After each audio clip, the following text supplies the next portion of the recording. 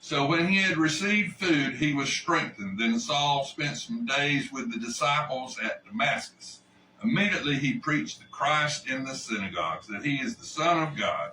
Then all who heard him were amazed and said, "Is this not the one who destroyed those who called on the name in Jerusalem, and has come here for that purpose, so that he might bring them bound to the chief priests?" But Saul increased all the more in strength and confounded the Jews who dwelt in Damascus, proving that this Jesus is the Christ. Now, Saul, God changed his name to Paul, and Paul ended up writing over half the New Testament. He was a chosen vessel, and he was to send message before the Gentiles, the kings, and the children of Israel.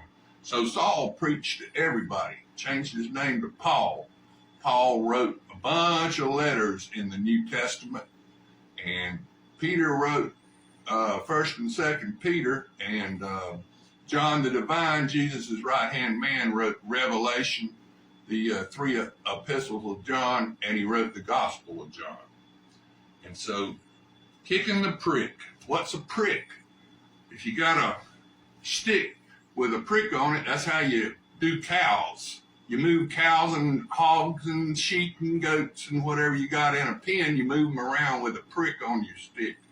Now, the other prick you got is a prick on a compass, and you got a pencil on it, and you stick that prick down and you make a perfect circle with that prick in one spot. But if you kick that prick, you don't make a perfect circle, you mess the circle up. The circle of life.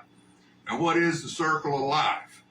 Okay, when we first came in the first earth age, the first eon, the first period of time, Satan overthrow. 14,000 years ago, God came back to earth and found a third of his children following Satan.